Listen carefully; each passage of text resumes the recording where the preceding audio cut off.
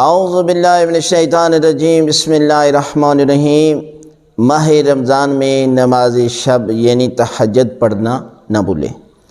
نماز شب تہجد کا طریقہ آسان طریقہ بتا رہے ہیں۔ سب سے پہلے تو بتا رہے ہیں کہ وقت کب شروع ہوتا ہے نماز تہجد کا۔ نماز تہجد کا وقت آدھی رات سے لے کر اذان فجر سے پہلے یہ جو ہے یہ افضل ترین وقت ہے۔ اور ویسے بھی آپ نماز عشاء کے بعد بھی نماز تہجد کو، نماز شب کو پڑھ سکتے ہیں اور آپ کی نماز تہجد جو ہے وہ قبول ہوگی۔ اور یہ واحد مستحب نماز ہے کہ جس کی قضا بھی کر سکتے ہیں اور قضا بھی افضل ہے۔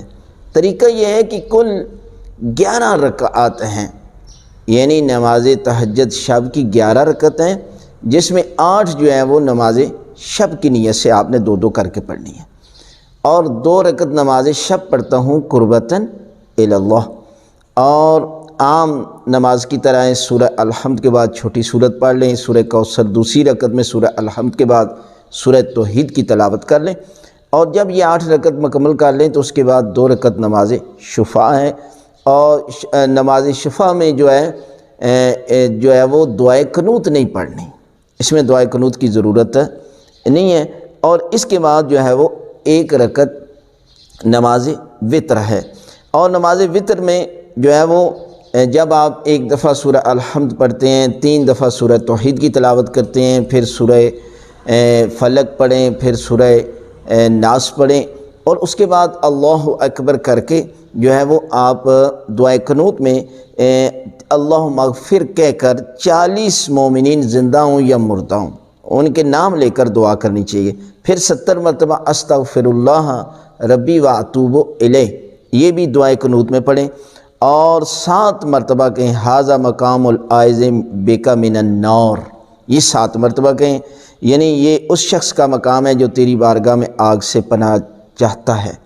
اور اگر 11 رکعت نہ پڑھ سکیں تو فقط آخری 3 رکعت نماز پڑھ لیں، یعنی 2 شفع پڑھ لیں اور 1 وتر پڑھ لیں۔ اگر یہ بھی نہیں پڑھ سکتے تو کم از کم 1 وتر پڑھ لیں، یعنی 1 وتر میں جو ہے وہ آپ پڑھ لیں تو پروردگار آپ کو پوری نماز تہجد کا ثواب جو ہے وہ عطا کرے گا۔ یعنی کم از کم 1 وتر پر بھی اکتفا جو ہے وہ آپ کر سکتے ہیں۔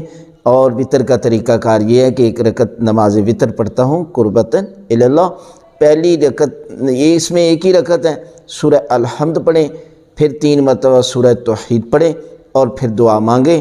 اور دعا میں کوئی ضروری بھی نہیں ہوتا کہ آپ نام ہی لیں 40 مومنین کے زندہ یا مردہ، کسی کی نام لینے کی ضرورت بھی نہیں ہے۔ آپ صرف دعا کر کے رکوع کر کے سجدہ کریں تو سلام کریں، اور اس کے بعد جو ہے یہ آپ کی نماز تہجد جو ہے وہ مکمل ہو جائے گی۔ لیکن یہ مستحب طریقہ بتایا گیا ہے کہ آپ دعائے قنوت میں اپنے مومنین کو یاد کریں، چاہے وہ زندہ ہوں چاہے وہ مردہ ہوں، اس لیے کہ یہ مقام، یہ دعا، یہ نماز وہ نماز ہے کہ جس میں پروردگار ہر دعا کو قبول کرتا ہے۔ تو اس لیے اپنے والدین کو یاد کرنا، فیملی کے افراد کو یاد کرنا، یہ بہت بڑا اجر اور بہت بڑا ثواب رکھتا ہے۔ اس لیے ماہ رمضان میں ٹائم بھی ہوتا ہے، آپ نماز تہجد کو اپنی زندگی کا معمول بنائیے، اور اس کے بعد ہو سکتا ہے کہ یہ آپ کی عادت پورا سال جو ہے وہ آپ نماز تہجد کے عادی ہو جائیں۔